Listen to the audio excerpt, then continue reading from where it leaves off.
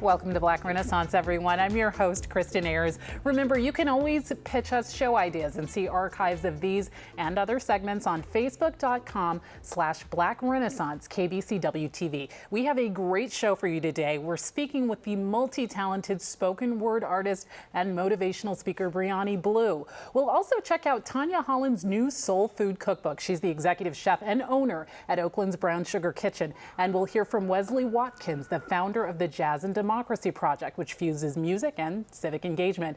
And author Gloria Bailey-Rae will be here to talk to us about her new book on navigating corporate America. Let's get started. First up is Brionni Blue. Welcome, Bri. Hi, Christian. Thanks so much for having me. Absolutely. We're so happy to have you. You are a spoken word artist, and I got a chance to see you on Verses and Flow. That's the TV1 show. That is TV1, Verses and Flow. You were fantastic on there. You. You have a very powerful way of communicating. What inspired you to become a spoken word artist? You know, I started writing poetry, I'd say, back in high school. I really got into it in college. I was a part of the Alpha Phi Alpha scholarship pageant. Okay. And my talent was a spoken word piece. And I performed and I won. So I'm a competitive person. Absolutely. So it just kind of kept me going after that. I didn't really know anybody who did spoken word. So from then on, I really just hit the ground running. Open mics, college campuses, and so on. And once I realized I had a knack for it, it was pretty much the sky's the limit after that. Now, you've actually been recognized as one of the best Bay Area spoken word artists this year. Yes, it was the Bay Area that. BMAs, the Black Music Awards. I was voted Best Female Spoken Word Artist of 2014. Congratulations on that. Thank you. It That's was incredible. Totally unexpected to me. I mean, I do this because I have a passion for it. I try to provide a platform for other people to be able to do the same thing. So even with the accolades and the commendations, I never really paid too much attention to it. I just I keep it going. So to have that honor and be able to wear that crown, so to speak, for the next year until the next one comes along was phenomenal for me. It was a great opportunity. That's fantastic. And speaking of keeping it going, you have an open mic show that you host weekly, Speakeasy. Yes, I do. My husband and I actually created Speakeasy under our umbrella organization, which is Blood, Sweat, Tears, and Ink. And Speakeasy is our open mic. It's our weekly open mic. We do it every Tuesday night in downtown Oakland at Parliament, which is at 811 Washington. It's a minority-owned venue, so it really allowed us to come in and kind of do what we do. You know, we provide this platform for poets, comedians, musicians, and singers to come in and just be themselves. And that's really my biggest thing, whether it's performing or hosting or producing events, allowing people the opportunity to feel comfortable being them, doing them, saying what's on their heart, and being in an environment where they're not going to be judged for it or they're not going to feel a certain type of way, but knowing that this is home. I like to say it's people's home away from home. And for the most part, people really agree. So every Tuesday, I love to see who comes in next. You know, I do features twice a month and get artists who are a little bit more well-known and have a little bit of a following who can come in and shine. That's fantastic. And you've also written 3 books. One of them we have right here, Destination Still Unknown Packlight. Is this the most recent one? That is my most recent book. I published this book in January of this year. My prior books were published 2008, 2011. So each 3 years, I feel like I've made kind of another mark in my journey, and they're all poetry books. And they're all legs of my journey. And this one, my subtitle comes from the Erykah Badu song, Bag Lady. Absolutely, that's right. And it's, you know, my second book was Destination Unknown, so this one is still unknown. I don't quite know where I'm going. Still moving along on the path. Exactly, Okay. but I know I have to pack light, which means I have to shed all that baggage and leave all those old things behind in order to continue moving forward. And that's really what I'm trying to do. That is powerful. Thank you. What are you trying to accomplish in the long run as a spoken word artist? I guess you can say I'd like to be a voice for the voiceless. I'd like to be the person on, you know, a much larger scale as both a spoken word artist, a motivational singer, and orator, so to speak, that can tell people who didn't think they had the ability to speak, who didn't realize they had a thought that was worth hearing or worth expressing, or who forgot they had a voice. I can be that voice for you. Absolutely. I can be that person that you can look at. You can look at me on the stage, or you can look on TV and say, she said exactly what I was thinking, but I didn't know how to put it into words. That's fantastic. And that's what I would love to be for people. Well, it sounds like you're already doing that. I'm just trying to keep going and keep climbing a little bit higher and really network and meet the people who've already started paving the way for what it is I'm trying to do, because I'm not doing anything new. This is a formula that has already been created before me. I'm just trying to follow it and add to it the best I can. That's right. Well, you're doing a fantastic job you with so it, much. and you are just spreading the word. You have some very powerful performances and some incredible deep subjects that you Yes. cover. I mean, I watched your performance in Richmond. At the Black Fire and Ice say That was beautiful, yeah. Thank you. You know, I speak on a lot of things that people think are controversial, which for me just gives me the power to continue speaking on them. You know, I say the things people don't necessarily want said, but that need to be said because we need accountability. We need to hold other people accountable. We need to hold ourselves accountable. So, you know, on my website, my BreeBlue.com website, I put my videos on there. I put my pieces, and a lot of people don't. You got the plug in there. I like did. that. I got that. You like how I just slipped that in there? You're doing a great job. Keep up the good work, Bree. Thank For you more so information much. about Bree, you can also go to her Facebook page. You heard her plug her website right there, but her Facebook page is facebook.com/Miss Bree Blue. That's facebook.com/Mrs. Bree Blue. We'll be back with more Black Renaissance after this break. And welcome back to Black Renaissance. Her restaurant is Brown Sugar Kitchen. It has been recognized and praised by CBS's The Talk, the New York Times, and the Wall Street Journal. If you haven't been there, you are missing out on some fantastic fried chicken and some bangin' beignets. Now Tanya Holland has released a Brown Sugar Kitchen cookbook. Please welcome Tanya Holland. Thank you. I love your restaurant. Oh, I love both appreciate of that. them, B-Sides Thank and you. Brown Sugar Kitchen. Thanks, I appreciate that. Yeah. And, you know, I call myself a brunchaholic, and I have to say Brown Sugar Kitchen is up there at the top. It is the top when it comes to brunch. So I was so excited to hear about your cookbook. Tell me what inspired you to put all of the recipes that you find in Brown Sugar Kitchen in a book? Well, people kept asking. You know, for the waffle recipe, for the fried chicken recipe. And we also just felt like it was time. You know, we've been around almost 7 years, and we also have a great story that we want to share. We have great regulars that we're featuring.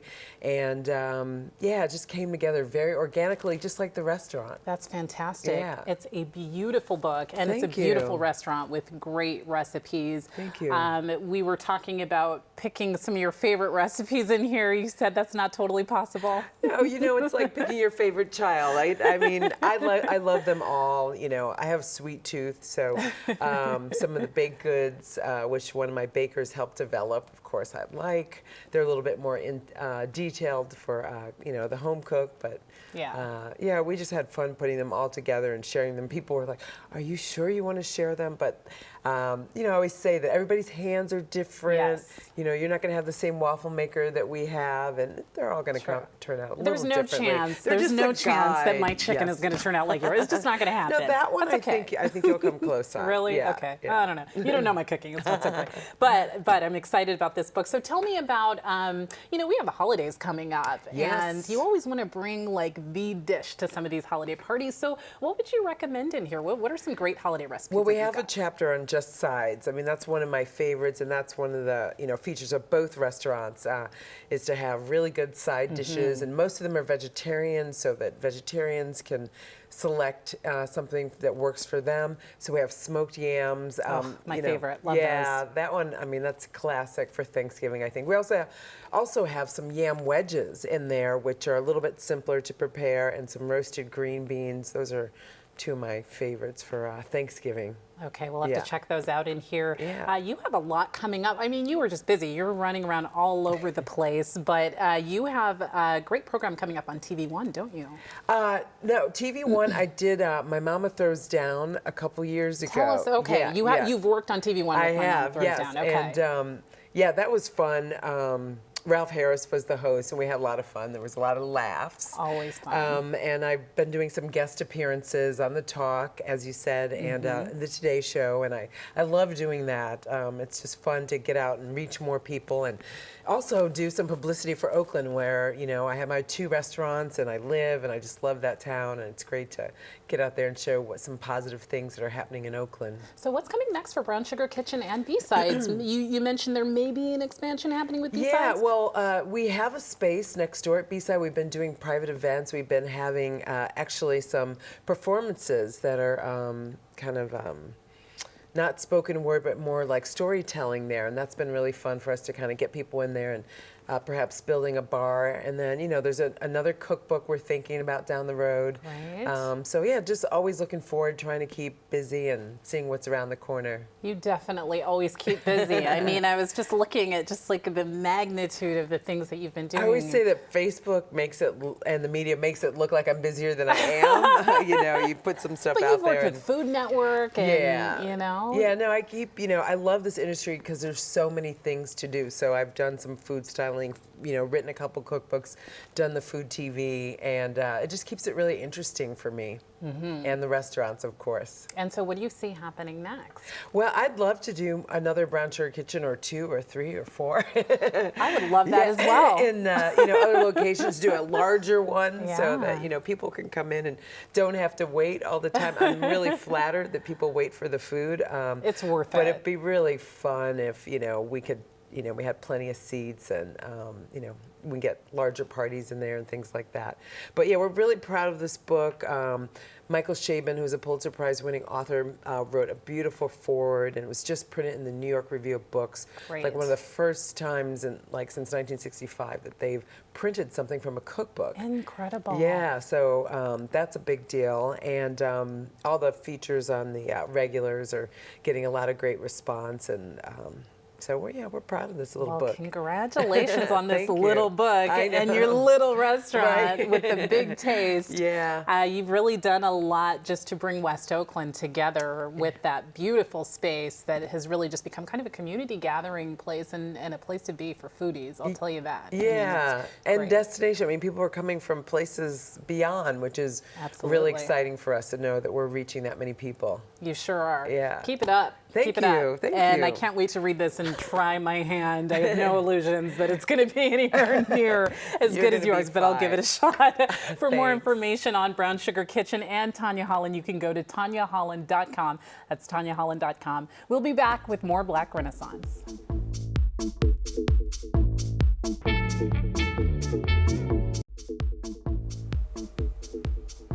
Welcome back to Black Renaissance. Next up, we have Wesley Watkins. He's the founder of the Jazz and Democracy Project, a program that combines jazz with civics and workshops for children, teachers, and anyone else in the community. Welcome, Wesley. Thank you for having me. So glad to have you, and I find just the idea of this program so fascinating, mixing jazz with academia, essentially. Absolutely. Tell me about it. Yeah, so really it's teaching kids about democracy as a way, or through the lens of jazz. So I want you, the student, music student or not, to understand what is happening when jazz musicians are on stage making this music, and then using the tenets and characteristics of that process to teach us something about democratic ideals. So it's what are the musicians doing to make this music happen, I think are ways that the average citizen could look to as a model for how to make democracy better. Why jazz in particular? Why is it a good model for a program like this? Well, it happens to be germane to America. Jazz was invented in New Orleans. And I think the people who invented jazz, who were the descendants of slaves on American soil, they have a particular relationship to American ideals. When the Constitution was written, when the Declaration of Independence were both written, the African Americans on this continent were outside that democratic promise. And so we have a particular relationship with the idea of freedom and participation. And so the music reflected really the light, I like to say, of what America's democracy promises.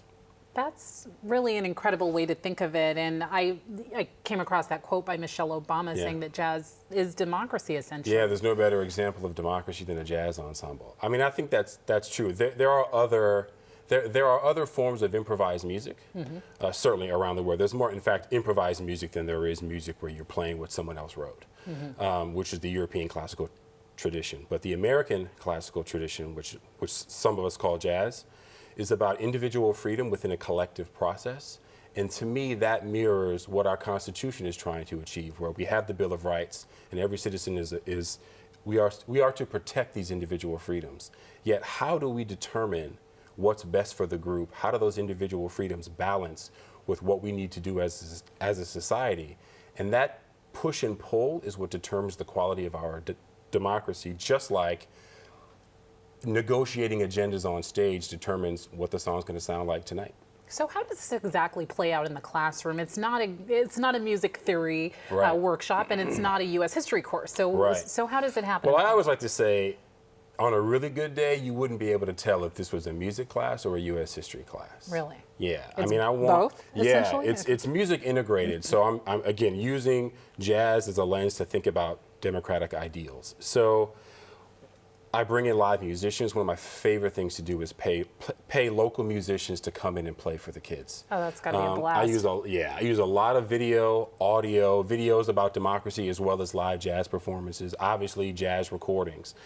And, you know, I'm walking around the classroom playing Louis Armstrong with the Constitution under my arm. And we're talking about what these two things have to do with one another. And how do kids respond to that? I mean, you don't usually think of kids as, you know what I mean, listening to jazz or learning from jazz. Yeah, I mean, their parents don't listen to jazz anymore. So, I mean, this is the part where I think people want me to sugarcoat it, but I'm not gonna. Okay. Like, I mean, let's hear it. You know, it's the principals and the teachers who think this is a great idea always, and they Right. bring me into their classroom. So the kids are kind of a captive audience. So I get the full gamut of students. Some kids are like, this music is amazing. I didn't have any idea Right. that people could go on stage and essentially make up music on the spot and have it sound like beautiful art. That blows certain kids away. Yeah. Other kids are like, man, who is this guy coming into the classroom? Like, and I'm not interested in his dress, his style of speech. I don't care about jazz. It's not hip hop. Yeah. You know, so I get the full gamut. It's trying to figure out ways to grab all of those kids and to get them to think critically about this thing we call democracy. Okay. And you got to try to be creative with it. This is certainly an example of that. Absolutely. And you're expanding, or you're looking to serve more than just students. So tell me about that. Right. So I've been in classrooms for 5 years. So now this is year 6 for the Jazz and Democracy Project. So what I'm trying to do now is teach teachers, right? And I want to do it in a specific way. I don't want to design the thing that you download and that maybe you use, maybe you don't, maybe Right. you play it once for your kids.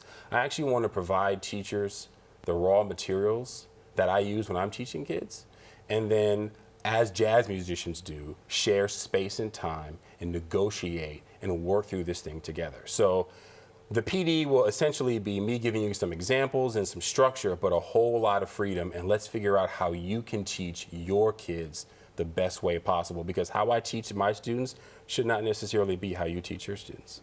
Sounds like a great idea, and I have to imagine after seeing your interaction with the students, teachers are eager to get in on it as well. Yeah, I mean, I get the full gamut, right? I mean, teachers are always like, this was a great idea. Whether the Right. kids appreciate you or not, this was great exposure. Yeah. I mean, and I definitely do have teachers and kids who want me to come back next year. Okay, well, we're looking forward to it. Thank you so much. Such Thanks a for having pleasure me. It's been having great. you on the show. For more information about the Jazz and Democracy Project, you can go to jazzanddemocracy.com. That's jazzanddemocracy.com. We'll be back with more after a short break. Stay with us.